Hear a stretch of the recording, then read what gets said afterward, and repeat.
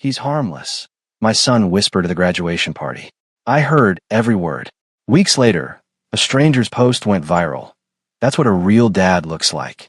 That same night, my wife was on her knees in a hallway begging. They had no idea what Harmless was capable of. My name is Clayton Merritt. I'm 48 years old, and I've spent the last 22 years of my life being the kind of man my father raised me to be. Steady, reliable, never the loudest voice in the room, but always the last one standing when things got hard. I work as a lift and industrial equipment technician. I've kept machines running in hospitals, factories, and office towers across 3 counties. My hands know the weight of responsibility. They've known it since I was 19 years old, and my father handed me a toolbox and told me that a man's worth is measured by what he fixes, not what he breaks. I married Donna when I was 26. She was 24, bright-eyed, the kind of woman who could walk into a room and make it feel warmer. We built something together. A house on Clearwater Drive, a life that didn't look glamorous from the outside, but felt solid from the inside. 2 boys. Tyler, our oldest, who fought through speech delays as a little kid with a determination that made me proud every single day. I drove him to the speech therapist twice a week for 2 years straight. Never once complained. That boy earned every word that came out of his mouth. Brody came along a year later, quick and sharp as a tack, and somehow the 2 of them ended up finishing high school in the same year, because Tyler had started a year late. I paid for every lesson, every sport, every school trip. I sold my father's old hunting rifle to cover braces for Tyler when money was tight. I missed 3 of my own birthdays working overtime, so the boys could go to summer camp. Not once did I wave that in anyone's face. That wasn't how I was raised.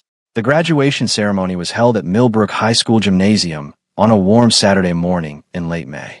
I got there 30 minutes early, claimed a spot in the 3rd row of the bleachers with a clear sight line to the stage.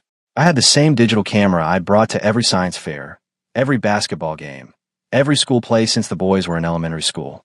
The gym smelled like fresh floor polish and nervous energy.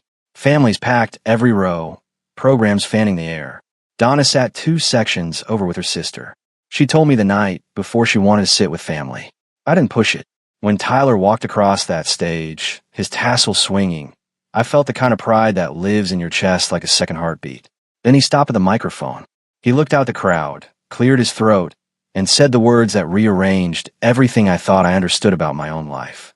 Brody, and I want to thank the man who always believed in us, Tyler said, his voice steady and clear.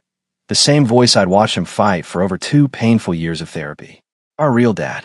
Thanks for never giving up on us. The applause was polite, the kind that fills a room without knowing why. Tyler wasn't looking at me. He was looking toward the far side of the bleachers, where a man stood with his arms folded and a self-satisfied look on his face. I recognized him. Scott Hargrove, former youth football coach. The man I'd written checks to for 3 seasons so my boys could learn the game. Donna was clapping. She didn't look my way. Not once. I kept my face still. I've worked in tight spaces under heavy machinery. I know how to hold steady when something shifts without warning. The camera stayed up, my hands didn't shake, and I let the moment pass over me like a pressure wave, felt it, absorbed it, didn't let it show. After the ceremony, families clustered around the graduates. I watched Tyler and Brody take pictures with Scott and Donna like it was the most natural thing in the world.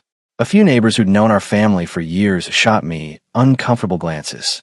One man, Dave Kowalski from 2 streets over, walked up and put a hand on my shoulder. Hell of a day, he said quietly, not quite meeting my eyes. Beautiful morning for it. I replied, and meant it. I didn't push through the crowd to reach my sons. I didn't call their names. I walked out through the side door, into the parking lot, past the rows of cars with college bumper stickers and proud parent magnets. My truck was parked at the far end, away from the noise. I got in, set the camera on the passenger seat, and sat there for a long moment with both hands on the wheel. No rage, no tears, just a silence so complete it had weight to it. By the time I pulled out of the lot, something had already shifted inside me, slow and quiet, the way a foundation settles before anyone notices the walls have moved. I drove home on the same roads I'd driven 10,000 times before, and somewhere between the 3rd stoplight and my own driveway, I made a decision I didn't yet have words for. I didn't sleep that night. Not really. I lay on my side of the bed, staring at the ceiling while Donna breathed slowly beside me, and I thought about the first time Tyler said my name without stumbling. He'd been 5 years old, sitting at the kitchen table with his flashcards spread out in front of him, And he looked up at me with those serious brown eyes and said, "Dad, so clean and clear that I'd had to leave the room for a minute." That was my son. That was the kid I'd driven to therapy twice a week through 2 winters. And last Saturday morning, that same voice had carved me right out of his own story. I got up at 5, pulled on my work clothes out of habit, and went down to the garage. My workshop isn't much to look at. Pegboard walls, a scarred workbench, fluorescent lighting that hums just loud enough to let you know it's there. But it's mine in a way that the rest of the house stopped being a long time ago, though I didn't fully understand that until recently. I sat on my stool and looked at the shelf above the bench. Tyler's old baseball glove sat there, the leather gone soft with age. Next to it, a faded blue ribbon, second place from the county science fair, Brody, age 11. He'd stayed up past midnight 3 nights in a row to finish that project. I'd sat with him every one of those nights. I was still staring at that ribbon when I heard Donna's heels on the hardwood above me. A few minutes later, she appeared in the doorway in her weekend clothes, coffee in hand, with the look she uses when she's already decided how conversation is going to go. "You've been quiet since the ceremony," she said, leaning against the door frame. "I'm fine," I told her. She took a slow sip. "You're not going to make this into something, are you, Clayton?" It was a speech. The boys were excited. I turned back to the workbench and picked up a wrench I didn't need. "I heard them just fine, Donna. They're 18 and 19. They don't always think before they speak." Her voice had that smooth, practiced quality, the one that used to reassure me and lately just made me tired. "Scott's been around more lately. They're attached. It doesn't mean anything." I set the wrench down. "How long has he been around?" The pause was half a second too long. "Don't do that," she said, and walked back toward the kitchen. I stayed in the workshop until the sun was fully up. Then I crossed to the far corner where my old floor safe sat, its gray paint worn down at the dial from years of use. I spun the combination by feel, 3 turns right, 2 left, 1 right, and pulled the door open. Inside, neatly folded beneath a copy of our mortgage deed and a sealed envelope from my father's estate, was the folder. The college fund. 4 years of disciplined saving, overtime pay, tax returns, the modest inheritance my father had left me with the specific instruction that it go toward the boys' education. I had honored that instruction to the letter. I picked up the folder and held it for a moment, feeling its weight. Then I found the envelope from my father's estate, the one I hadn't opened in over a year. I'd looked at it before, but never read it all the way through. I didn't know why. Some instinct told me to wait. I broke the seal and unfolded the single handwritten page inside. My father had written it 3 months before he passed, in the careful block letters he used when he wanted to make sure something was understood. "Clayton, I've watched you build your life, and I'm proud of the man you are. But I've also watched you carry people who don't look back to see how tired you've gotten. Your Donna is sharp, and she knows how to make a man feel chosen right up until she doesn't need him to feel that way anymore. I hope I'm wrong. I probably am. But if I'm not, remember that the money I'm leaving you is earned by a man who never let anyone spend it on something that didn't deserve it. Don't you do any different." I read it twice. Then I folded it carefully, slid it back into the envelope, and set it on top of the fund folder. My father had written that letter 15 years ago. 15 years. And I was only reading it now, sitting in a workshop full of objects that proved I had loved my family without condition, holding a fund that was about to change direction. I closed the safe, clicked off the light, and went upstairs to make coffee. Donna was on the phone in the kitchen, laughing at something, her back to me. I poured my coffee and went to sit on the back porch, where the morning was still quiet enough to think clearly. The decision hadn't fully formed yet, but the foundation for it had just been poured. Donna announced the graduation party on Sunday morning like it was already settled, because in her mind, it was a small gathering, she said, just family and a few close friends. She'd already texted the invite list. I found out about it the way I found out about a lot of things in that house, after the decision had been made, and all that remained was for me to adjust. I didn't argue. I nodded, poured a second cup of coffee, and went to work on a service call that had come in over the weekend. A freight elevator in a cold storage facility 40 minutes north of town. The kind of job that takes full concentration and leaves no room for anything else, which was exactly what I needed. When I got home that evening, the house already smelled like grilled chicken and store-bought cake. Donna had rearranged the living room furniture without asking. A banner hung above the doorway. "Congrats, grads," in the boys' school colors. People I barely recognized were already filling the kitchen. Scott Hardrow was leaning against the counter near the refrigerator like he'd been there 100 times before. Maybe he had. He was mid-conversation with Ray Donnelly, Donna's brother, family law attorney, a man who had the handshake of a politician and the instincts of a shark. Ray caught my eye from across the room and gave me a nod that managed to be both polite and condescending at the same time. I moved through the party like a man walking a job site, steady, purposeful, taking in everything without reacting to any of it. I refilled the ice bucket. I carried extra chairs in from the garage. I nodded when people thanked me for hosting. At one point, a neighbor named Carl, who'd coached Little League with me for 2 seasons, grabbed my elbow and said quietly, "Hell of a thing, Clayton. You doing all right?" "Right as rain," I told him, and meant it more than he understood. I handed Tyler an envelope near the hallway table, a card with $200 in it, the same thing I'd done for every birthday since he was old enough to spend money. He took it without looking up, set it on the table with the other cards, and walked back toward Scott without a word. The envelope sat there all evening, untouched, slowly migrating toward the edge of the table as other things piled on top of it. I watched that envelope from across the room and felt something settle in my chest like cooling metal. Later, I was carrying empty bottles out to the recycling bin in the garage when I heard them through the open kitchen window. Brody's voice first, low and amused. "Did you see his face at the ceremony? He just sat there." Then Donna, hushed but not hushed enough. "He'll get over it. He always does." And then Brody again, quieter this time, but still clear enough to reach me through the screen. "He won't do anything about it. He's harmless." I stood in the garage with a bottle in each hand and let those words settle into me the way cold air settles into a building when someone leaves a door open. Harmless. The man who'd paid for everything, shown up for everything, sacrificed everything, reduced to harmless. Like a piece of furniture too heavy to move and too worn out to matter. I set the bottles down carefully, went back inside, smiled at Carl's wife when she thanked me for the food, and that night, after the last guest left and Donna was loading the dishwasher with her back to me, I went to the workshop, opened the safe, and transferred every cent of the college fund into a new account under my name alone. It took 11 minutes. The balance on the original account read 0 before midnight. Ray Donnelly could talk all he wanted about joint marital assets, but what Ray didn't know, what none of them knew, was that I'd already had a quiet conversation with my own attorney 2 weeks ago. Not because I planned this, but because my gut had been sending signals I'd finally stopped ignoring. The foundation, as it turned out, had been poured weeks before they handed anyone a diploma. My attorney's name is Gerald Fitch. He's been practicing in Clanton County for 31 years, drives a 10-year-old Buick, and doesn't waste a single word. I'd called him a Monday after the graduation and told him I needed to move quietly and move fast. He told me to come in Wednesday morning and bring every financial document I had. I brought a folder 2 inches thick. We met in his corner office on the 2nd floor of a brick building downtown, the kind of office that smells like old paper and reasonable judgment. Gerald spread the documents across his desk, read through them with the focused attention of a man who charges by the hour and earns every cent, and then looked up at me over his reading glasses.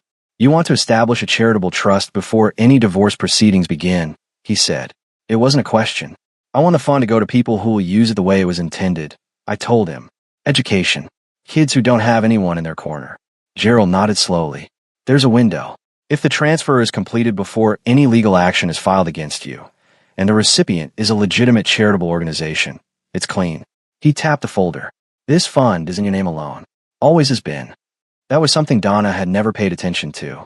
The account had been opened under my name, funded entirely from my earnings and my father's estate, and she had never once asked to see a statement. She trusted that it was there the way she trusted that the furnace would run and the mortgage would be paid. Because I handle those things, and they simply happened. Gerald drew up the paperwork that same week. The recipient was the Millbrook Learning Center, a nonprofit that provided educational therapy and classroom support for children with developmental delays. It was the same type of program that had helped Tyler when he was 5 years old, sitting at a kitchen table with flashcards, learning to say his own father's name without stumbling. That felt right in a way I didn't need to explain to anyone. I signed the transfer documents on a Thursday afternoon. Gerald signed as witness. The notary stamped it. The date was recorded, and 9 years of careful saving changed direction in less time than it takes to replace a brake caliper. When I walked out into the afternoon sun, Ray Donnelly was just pulling into the parking lot across the street. He didn't see me. He was on his phone, laughing at something, already confident in a plan he didn't know had already failed. I got in my truck and drove back to work. I had a hydraulic platform unit to service at a warehouse on Route 9, and the afternoon was clear, and for the first time in a week, I felt like the ground under my feet was exactly where I placed it. That evening, Donna called while I was finishing up a service job. She'd gotten an automated notice from the university about an upcoming tuition payment deadline. "Did you see the email from Jefferson State?" she asked. "I'll look into it," I said. A pause. "What does that mean?" "It means I'll look into it, Donna." She hung up without saying anything else. I pocketed the phone, finished tightening the access panel on the hydraulic unit, and packed my tools. On the drive home, I thought about Ray Donnelly's car in that parking lot, and wondered how long it would take him to figure out that the door he planned to walk through had been quietly bricked over from the inside. Not long now. I've always believed that information is a tool. You pick it up when you need it, use it correctly, and put it away when the job is done. Emotion is fine in its place, but when you're standing under a machine that weighs 3 tons and one wrong move puts you in the ground, you learn real fast that feelings don't tighten bolts. Facts do. So 2 weeks after the graduation, I hired a private investigator. His name was Dennis Calhoun, a retired county sheriff's deputy who now ran a one-man firm out of a rented office above a dry cleaner on Maple Street. A friend from work had used him for a custody matter 2 years back and called him thorough and discreet. Those were the 2 qualities I needed most. I met Calhoun on a Tuesday evening after my last service call. His office was small and clean, 2 chairs, a desk, a window that looked out over the parking lot.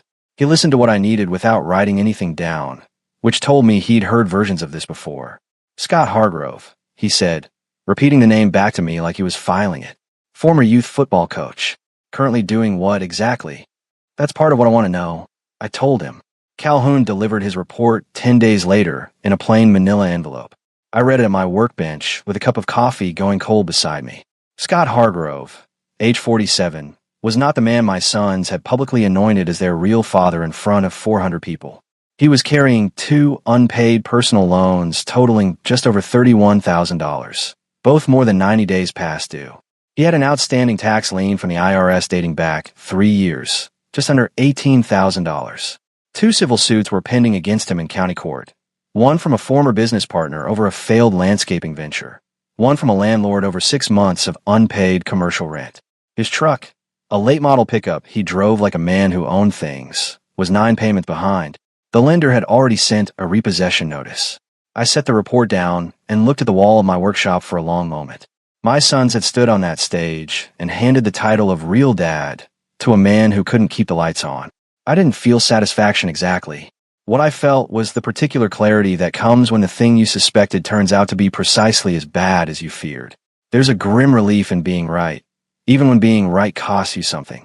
I folded Calhoun's report and placed it in the same folder where I kept Gerald's trust documents. Not to use as a weapon, not to wave in anyone's face. I just wanted it there. Evidence that the world the boys thought they were walking toward was built on a foundation full of hidden fractures. That same week, Donna's brother Ray called me for the first time since the graduation. He was cordial in the careful way that lawyers are cordial when they're working up to something. "Clayton, I think it'd be a good idea if the 4 of us sat down," he said, meaning himself, Donna, me, and presumably a neutral surface where he could lay out what he considered the terrain. "Sure," I said. "Set something up." He suggested Saturday lunch, a restaurant downtown called the Millwork, exposed brick white tablecloths, the kind of place where people go when they want a conversation to feel civilized. I agreed without enthusiasm and spent the next 4 days going about my work. The lunch was Ray's production from start to finish. He arrived 5 minutes early and had already ordered water and bread by the time I sat down. Donna was dressed for the occasion, composed, hands folded. Ray had a leather portfolio on the table beside his plate like a prop. He started with pleasantries, then made his pivot about 12 minutes in, smooth as a man who does this for a living. The boys needed a solid start. Both families wanted what was best. Surely I understood that any disruption to the college fund at this stage would only hurt the kids, and nobody wanted that. He said the word partnership twice in the same sentence. I listened to all of it. I let him finish. Then I looked at Donna and said, "Is this what you want to say, or is this what Ray is saying for you?" Donna's jaw tightened. "Don't do that. I'm asking a genuine question." Ray jumped back in, recalibrated, tried the softer angle. He mentioned the boys' hard work, their potential, the years I'd invested in them. He framed it as honoring my own contribution. I picked up my water glass, took a slow sip, and said, "Ray, the fund is gone." The table went quiet in the way a room goes quiet when a door slams in the distance. "What does that mean?" Ray said, not a question, the way he said it. It means it's been transferred to a charitable trust. Legally, cleanly, before any proceedings of any kind. Gerald Fitch handled it. You're welcome to call him. I set the glass down. The Millbrook Learning Center will be receiving the funds. They work with kids who have developmental delays. Kids who need someone in their corner. I paused just long enough. You might recognize the type. Ray's face didn't change, but his hand moved to the portfolio and stopped there, as if he'd reached for a tool and found the drawer empty. Donna looked at me with an expression I hadn't seen on her before. Not anger, not grief, but the particular stunned look of someone who has just realized the game ended several moves ago and they weren't watching the board. I folded my napkin, set it beside my plate, and stood up. I'll get the check, I said. The university sent its automated reminder about the tuition deadline on a Wednesday. The formal warning notice followed 4 days later. A physical letter, certified mail, addressed to both Tyler and Brody at the Clearwater Drive house. I know this because Gerald Fitch's assistant called to let me know the timeline had arrived exactly as anticipated. I was on a service call at a medical facility on the east side of town when Donna called the first time. I let it go to voicemail. When she called back 9 minutes later, I answered. Her voice had the tight, pressurized quality of a woman holding something together with both hands. There are letters here. From Jefferson State. Both boys. A pause. Clayton, what is going on? What do the letters say? I asked. They say tuition and housing haven't been paid, and if it's not resolved by end of the week, they lose their enrollment slots. Her voice rose on the last few words. I need you to tell me right now that this is some kind of error. I crouched down to check the tension on a cable guide, phone against my shoulder. It's not an error. The silence on her end lasted long enough that I could hear her breathing shift. You need to fix this, she said, quieter now, but harder. I don't, actually, I said. She hung up. 20 minutes later, Tyler called. I let it ring. Then Brody. Then Donna again. By the time I finished the service call and loaded my van, there had been 11 attempts between the three of them in just under 2 hours. What happened next, I heard from Carl Kowalski, whose nephew worked in the admissions office at Jefferson State. Donna had driven the boys to campus that same afternoon, walked them straight to the enrollment services window, and demanded an explanation with the kind of energy that makes clerks reach for their supervisors. The supervisor pulled up the account, turned the monitor around so they could see it, and show them the transaction record. The fund had been withdrawn the morning after graduation.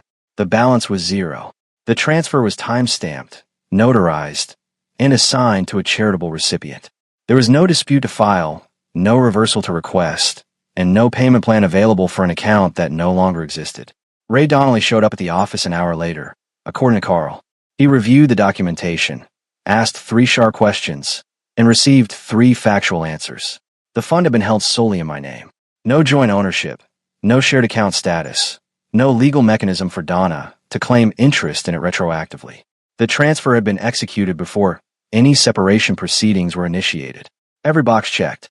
Ray left without filing anything. That evening, I was in my workshop refinishing a cabinet door when the boys arrived. They knocked, which surprised me, since they hadn't knocked on that door in years. Tyler came in first, Brody a step behind him. They stood just inside the doorway, looking the way young men look when the floor has dropped out and they haven't figured out how to hold themselves yet. Tyler spoke first. We didn't think you'd actually do anything. I kept the sanding block moving along the grain.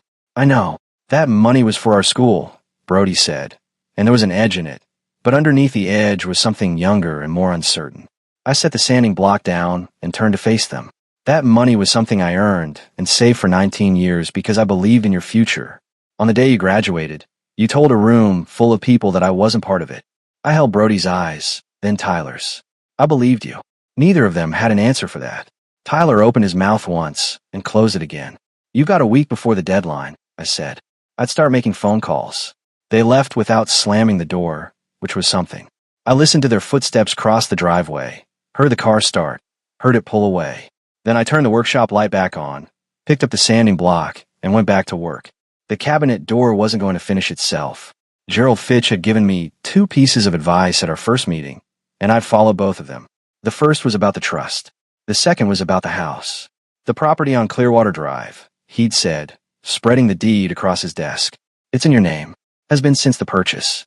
You refinanced once, 7 years ago, and Donna was listed as a co-borrower on the loan, but the title itself remains solely in yours. He'd looked at me over his glasses. That gives you options before anyone files anything. I thought about those options for 3 weeks. By the time Ray Donnelly called to let me know he'd be initiating divorce proceedings on Donna's behalf, I'd already made my move. The family I rented to was named the Garcias, Eduardo and his wife Patrice, 3 kids between the ages of 6 and 12, currently living in a 2-bedroom rental on the other side of town that was too small and too expensive. Eduardo worked road maintenance for the county. Patrice ran the checkout at the grocery store on Route 12, where I'd been buying coffee creamer for 15 years. I'd spoken to them through a property management contact the week before, explained the situation plainly, and set a rental rate that was fair without being charity. They moved in on a Saturday morning, 3 days before Ray filed. I know the exact moment Donna found out, because Ray called me himself, not to negotiate, but because I think he needed to hear my voice to confirm what he'd just been told was actually true. His professional composure was intact, but there was a quality underneath it, like a man who has just stepped onto a staircase and found one fewer step than expected. "The house has been leased," he said. "That's right," I said. "You understand I'm going to challenge this." "You're welcome to," I said. "Gerald's number is in the bar directory. You two can work out the details." Ray did challenge it. Gerald responded. The property management agreement was dated and filed before the divorce petition. The title had never been jointly held. Eduardo and Patrice Garcia had a signed lease and a receipt for their first month's deposit. There was nothing for Ray to overturn, and he knew it within 48 hours of trying.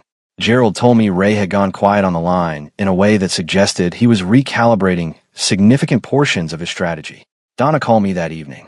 She didn't lead with anger. She'd moved past that into something more deliberate, a tone I recognized as the one she used when she was genuinely scared but didn't want it to show. "Where am I supposed to go, Clayton?" she said. "That's something you and Ray need to figure out," I told her. "I have nowhere." "You have Ray," I said. "You have Scott. You've had both of them for longer than I understood." "I'd start there." I paused, not to be cruel, but because the next sentence needed room around it. "You made choices, Donna. So did I. The difference is I made mine after yours were already in motion." She was quiet for a moment. Then, "You're really doing this." "I already did it," I said. I ended the call and sat in the kitchen of my rented apartment, a clean, quiet second-floor unit on Birchwood Avenue, 15 minutes from the job sites I covered most often. I'd moved in the week after the graduation, told no one except Terry Bowman and Gerald. Terry had helped me carry the workbench up the stairs without asking a single question, which was exactly the kind of man he was. Terry had stopped by the apartment 2 days after the news about the house got around. He came in, sat down at my kitchen table, and put both hands flat on the surface the way he does when he's about to say something he's already measured twice. "You doing this clean?" he asked. "Completely clean," I said. He nodded once, slowly, the way veterans nod when they've decided something is being handled correctly. Terry had served 2 tours in his 20s, come home, spent 30 years as a pipe fitter before bad knees put him into a supervising role. He'd been through a divorce of his own 20 years back. A bad one, the kind that leaves marks. And he'd come out the other side with the particular calm of a man who has stopped expecting the world to be fair and started working with what it actually is. "Then you're ahead of where most men end up," he said, and poured himself a cup of my coffee without asking, which was the highest compliment he knew how to pay. It started as a paragraph on a neighborhood Facebook group. Patricia Hollis, director of the Millbrook Learning Center, didn't know my name when she posted it. She referred to the donor only as a local man who chose to give rather than withhold. Her words, not mine. She described the fund as the largest single private contribution the center had received in its 11-year history, and she explained briefly what it would cover. 2 full years of developmental therapy services for 12 children currently on their waiting list, plus updated materials for their classroom reading program. The post was shared 47 times before I saw it. By the time I checked my phone the following morning, it had been shared 212 times and had traveled well outside the neighborhood group into the general community pages. The comments were the kind that restore a person's faith in something. People tagging friends, writing things like, "This is what it looks like when someone actually does right, and somebody's kids are going to get help they wouldn't have gotten otherwise." 3 of Donna's cousins had shared it. 2 of her book club friends had commented on it. And somewhere in that chain of shares, the connection between the anonymous donor and the Merritt family name surfaced. I don't know exactly how, but in a town of 40,000 people, these things travel along lines you don't always see until they've already arrived. Donna called at 7:15 in the morning, while I was eating breakfast before a job. Her voice had lost all its managed quality.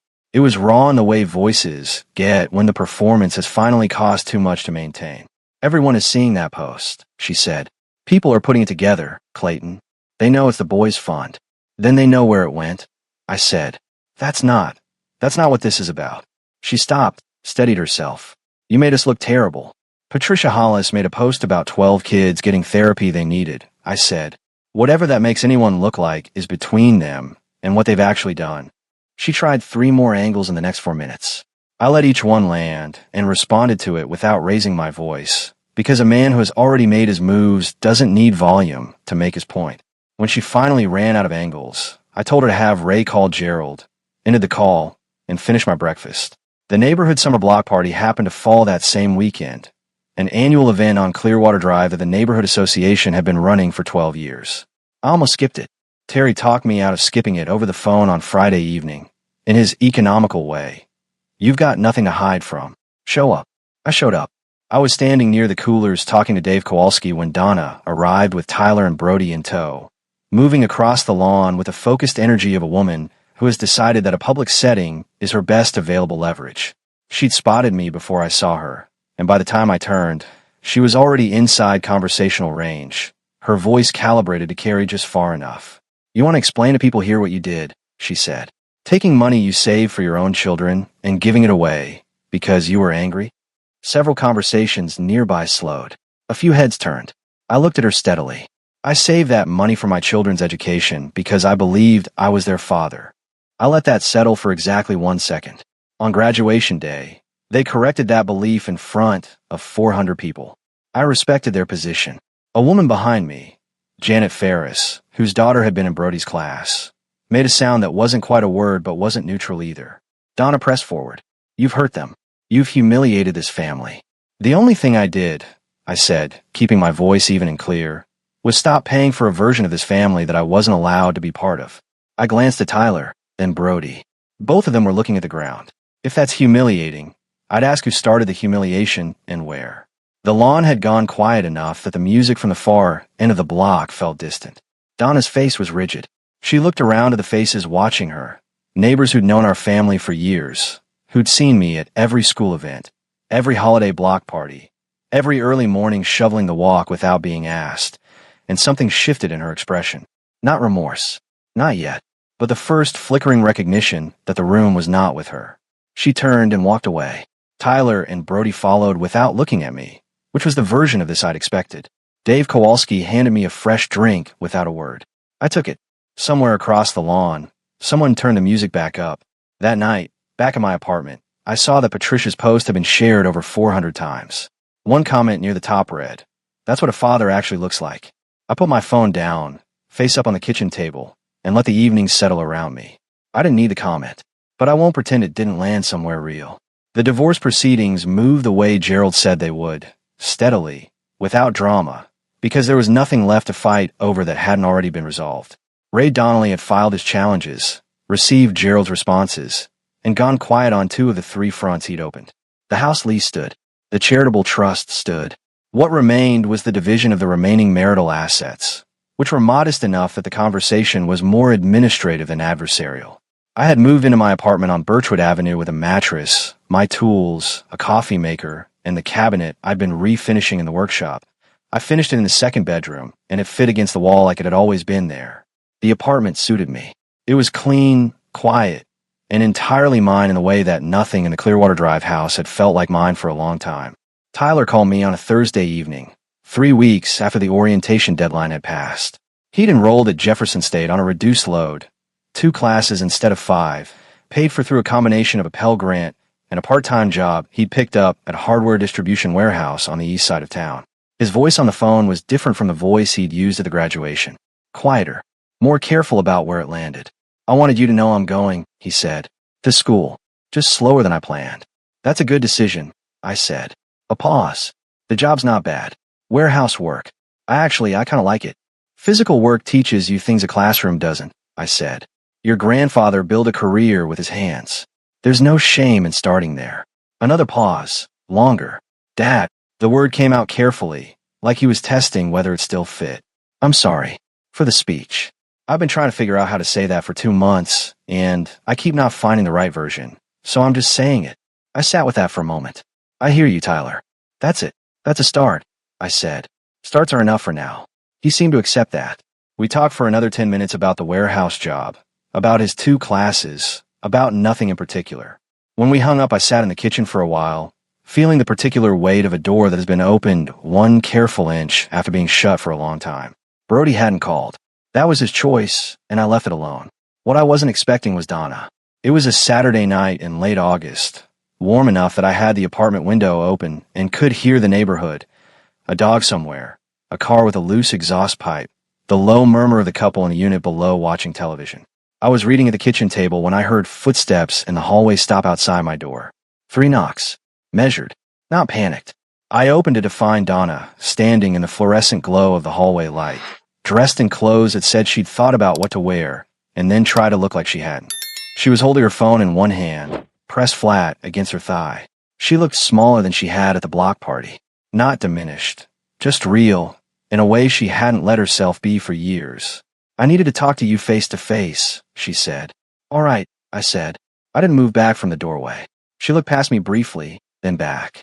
Ray told me there's no legal path forward on the house or the trust. He said I should. He said to focus on what's left and move on. She paused. I don't know if I agree with that. What do you disagree with? I asked. The moving on part, she said, and something shifted in her face. Clayton, I know what I did. I know what I let the boys do. I know I didn't look at you once at that ceremony. Her voice was even, but the evenness was costing her. I don't have an explanation that makes it make sense. She stopped. Her jaw moved. I need you to know I see it now. What do you see? I asked. She pressed her lips together. Then, slowly, she lowered herself to one knee in the hallway, the way a person does when they've decided that words at eye level have run out. Her hand came up and rested against the doorframe. I see what I threw away, she said. And I'm asking you, not Ray, not through lawyers, just me asking you, if there's any part of this that isn't finished. The door down the hall opened 2 inches. A neighbor I'd seen in passing. He took one look at the scene and quietly pulled it shut again. I looked at Donna for a long time, not with anger, not with satisfaction, just with the clear eyes of a man who has done his grieving already and come out the other side, knowing exactly what he knows. You asked me the same question once before, I said. Night I proposed. You said you'd never ask me to be anything other than what I was. I kept my voice gentle but level. The answer tonight is the same as that question deserved back then. I'm exactly what I always was, Donna. The problem was never me. I removed her hand from the doorframe with both of mine, folded it between my palms for exactly 1 moment, and then stepped back and closed the door. I stood in my kitchen and listened to her footsteps fade down the hallway, then the stairwell door, then nothing. I went back to my book. The window was still open.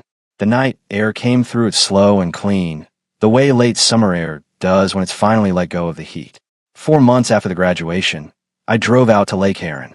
My father had taken me there every fall during deer season, not to hunt, as it turned out, but to sit near the water and talk about the things fathers and sons talk about when there's enough distance from everyday life to say them honestly. We'd park at the gravel pull-out off County Road 7, walk the pine needle path down to the flat rocks at the water's edge, and spend entire mornings doing what looked from the outside like nothing at all. The last time I'd been there was the autumn before he passed. I've been meaning to go back for years. Something about the graduation, or more accurately, what came after it, had cleared the path. I arrived before sunrise, thermos in hand, and found the flat rocks exactly as I remembered them. The water was gray in the pre-dawn light, smooth enough to reflect the treeline. A great blue heron stood motionless at the far edge of the shallows, doing what herons do, waiting with a patience that makes every other kind of waiting look amateur. I sat on the cold rock and poured coffee from the thermos and didn't think about Donna. Didn't think about Ray's last email, which Gerald had answered yesterday with characteristic precision. Didn't think about Brody's continued silence, or Tyler's warehouse job, or Scott Hargrove's truck being repossessed sometime in the next 30 days, according to a brief follow-up note from Dennis Calhoun, who'd heard it through a county court contact. I thought about my father's letter, the one he'd written 15 years ago and never sent, knowing or hoping I'd find it when I needed it. Don't let anyone spend it on something that doesn't deserve it. He'd been talking about money. He'd also been talking about everything else. The heron moved, one slow, deliberate step along the waterline, and then went still again. The divorce would be finalized within 8 weeks, Gerald had told me. The remaining assets were split cleanly. The Clearwater Drive house would continue to generate rental income under the property management agreement, which gave me flexibility I hadn't fully calculated yet. I had options I hadn't had in 20 years of marriage, and the strange thing was that they didn't feel overwhelming. They felt like a toolbox laid open on a clean workbench, every instrument in its place, waiting to be used for something worth building. Terry Bowman had called the night before, checking in, the way he checked in, briefly, without making it a thing. "You good?" he'd asked. "Getting there," I'd said. "Good enough," he'd said, and hung up. A second heron appeared at the edge of the shallows, landing without a sound, folding its wings with a precision that seemed effortless and wasn't. The two of them stood at their separate distances, patient and still, and the water between them held the first pale suggestion of the coming sunrise. I poured the last of the coffee and held the warm cup in both hands. The Millbrook Learning Center had sent a brief letter the week before, a formal acknowledgement of the donation, and a list of the children whose therapy placements the fund had made possible. 12 names, ages 4 through 9, each one followed by a one-sentence description of their specific need. I'd read it twice and filed it in the same folder as Dennis Calhoun's report and my father's letter. 12 kids who would get help because someone had decided they deserved it. That was the version of the story I was taking with me. Not the stage, not the speech, not the hallway with Donna on her knees. Those things had happened, and they'd shaped what came next. But they weren't the headline. The headline was 12 names on a letter, and a man sitting on a flat rock at the edge of a lake his father had loved, watching herons do what they'd always done, completely at ease in the early morning quiet. I stayed until the sun was fully up. Then I packed a thermos, walked back up the Pine Needle path, and drove to work.